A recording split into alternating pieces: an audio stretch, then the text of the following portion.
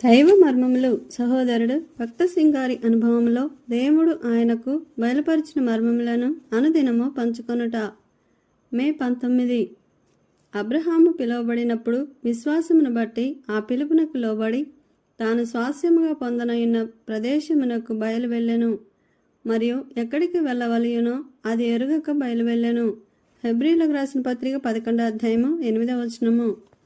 దేవుడు బైబిలులో దావీదు యొక్క జీవిత చరిత్ర వ్రాయించుట ద్వారా యుద్ధ ఆయుధముల విషయము మనకు చూపించగోరుచున్నాడు. దావీదు 2 రకములైన నష్టములను పొందెను. ఒకటి వ్యక్తిగతముగా, రెండవది జనాంగముగా. వ్యక్తిగతముగా తాను అనుభవించిన నష్టమంతయు తన సొంత పతనము, అజాగ్రత్త, నిర్లక్ష్యము, దేవుని ఎడల తప్పిపోవట ద్వారా సంభవించెను. అయినప్పటికీ దేవుడు దావీదు వాటన్నిటినీ తిరిగి సమకూర్చుకొనవలెనని కోరెను. జనాంగముగా కూడా తాను తప్పిపోవట ద్వారా కోల్పోయిన ప్రతి దానిని కూడా ఆ విధముననే దావీదు సంపాదించుకొనవలెనని దేవుడు కోరెను.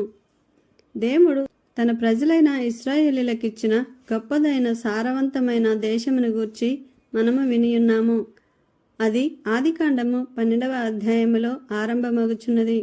కల్దీల ఊరు అను పట్టణమునకు సంబంధించిన అబ్రహాము అను ఒక వ్యక్తి ఉండెను. కల్దీయ దేశము గొప్ప నాగరికతతో నిండిన దేశమని పురాతన వస్తు శాస్త్రజ్ఞులు నిరూపించియున్నారు. అబ్రహాము విస్తారమైన వెండి, బంగారము, పనివారు, ఆస్తి, భూములు కలిగిన ధనవంతుడు. ఆత్మీయముగా వట్టి పేదవాడు.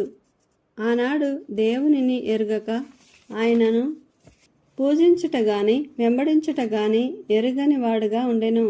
ఒక దినమున దేవుడు అతనికి అకస్మాత్తుగా ప్రత్యక్షమాయెను. యెహోవా, నీవు నీ దేశము నుండి నీ బంధువుల యొద్ద నుండి బయలుదేరి నేను నీకు చూపించు దేశమునకు వెళ్ళుము అని చెప్పగా ఆయన స్వరము తనతో బహుతేటగా మాట్లాడుట వినెను. అబ్రహాము ఆ మాటను నమ్మెను. దేవుని స్వరమును తాను వినియున్నాడని ఎరుగుటచే అబ్రహాము విధేయుడయ్యను. దేవుడు అబ్రహామునకు ఆదికాండము 12వ అధ్యాయము 2-3 వచనములలో ఒక గొప్ప వాగ్దానము చేసెను. నిన్ను గొప్ప జనముగా చేసి నిన్ను ఆశీర్వదించి నీ నామమును గొప్ప చేయుదును. నీవు ఆశీర్వాదముగా నుందువు. నిన్ను ఆశీర్వదించు వారిని ఆశీర్వదించెదను, నిన్ను దూషించు వారిని శపించెదను. భూమి యొక్క సమస్త వంశములు నీ యందు ఆశీర్వదింపబడును. మనుష్యుడు దేవునికి విధేయుడైనప్పుడే దేవుడు అతనిని దీవించును.